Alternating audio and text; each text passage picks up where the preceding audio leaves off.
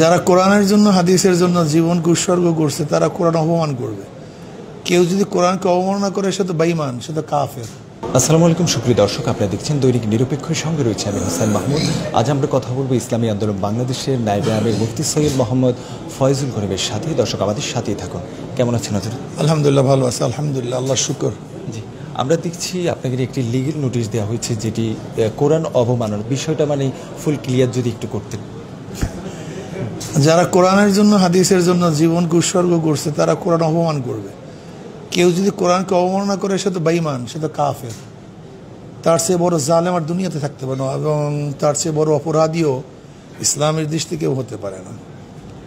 এখন কোরআন অবমাননা করছি না, এ তো বুঝবে যারা আলেম, যারা এই বিষয়ে বিশেষজ্ঞ পারদর্শী পাণ্ডিত। আমি কেন কোরআন অবমাননা করব? বরং কোরআনকে যারা অবমাননা করে আমরা তো তাদের বিরুদ্ধে বিচার দাবি করি, আন্দোলন করি, সংগ্রাম করি। এখানে আসলে একটা হলোই যে ওয়ালা তাকরাবুস সালাত, তোমরা নামাজের কাছেও যেও না। এরপরে যে আছে অন্তুম সুকারা, এই শব্দ যদি বাদ দেয় আর যদি আপনি বলেন ওয়ালা তাকরাবুস সালাত, নামাজের কাছেও যেও না, এ কথাটা ঠিক। এখানে প্রস্রাব করিবা না, করিলে 50 টাকা জরিমানা। যদি দাড়ি কমা পরিবর্তন করে দেয় তা পুরো শব্দটাই পরিবর্তন হয়ে যায়, মাফহুম তার ভাব অর্থই পরিবর্তন হয়ে যায়। এখানে আমরা বলছি শুধু কোরআন যারা বলে তাদের এখানে একটা ভিন্ন চিন্তা ভাবনা আছে, অর্থাৎ ফেরকার তো কোনো অভাব নেই। একদল আছে আহলে কোরআনিয়া, যারা কোরআনকে সামনে নিয়ে হাদিসকে অবজ্ঞা করে, হাদিসকে তারা মানতে চায় না, হাদিসকে প্রত্যাখ্যান করে, নবীকে মানতে চায় না। তা নবীকে যদি কেউ না মানে তাহলে কোরআন সে কিভাবে মানবে? নবীর উপরে কোরআন আসছে, এখন নবীকে যে আমি না মানি, কোরআন যে কোরআন এটা প্রমাণ করার বড় দলিল কি? হাদিস, নবী। যদি নবী হাদিস না থাকে তাহলে কোরআন থাকবে কিভাবে?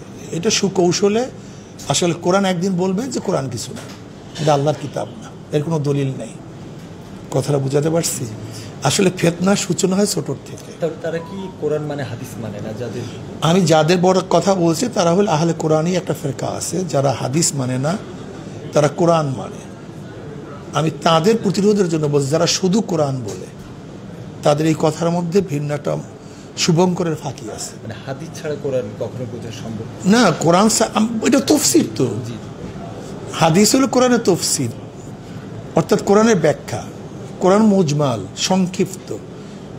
এই সংক্ষিপ্ত বিধান ব্যাপকভাবে জনসমুদ্রে জনগণের কাছে নবী আলাইহিস সালাতু ওয়াস সালাম উপস্থাপন করছেন। যে আয়াতের অর্থ এই আয়াতের অর্থ, এরকম বহুত বুড়ি আয়াত আছে যে আয়াত সম্পর্কে সাহাবারা প্রশ্ন, ইয়া নবী আল্লাহ, এই আয়াতের দ্বারা উদ্দেশ্যটা কি?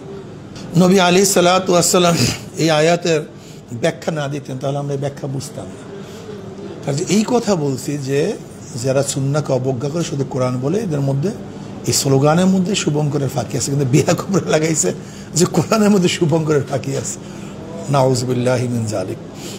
এটা হলো একদল, মানে যারা আসলে ইসলামকে এবং যারা ইসলামের দায়ী তাদেরকে কুলুষিত করার জন্য কাটছাট মানে বক্তব্যগুলো উপস্থাপন করে। মানে শুনলি তো কোরআন কিছু না, এটা যদি কেউ শোনে সবার তো মাথা খারাপ হয়ে যায়। আমি যদি বলি কেউ বলে কোরআন কিছু না, তখন কি হবে? কথাটা বুঝাতে পারি নাই, কাটিং করে বক্তব্য দিয়েছে।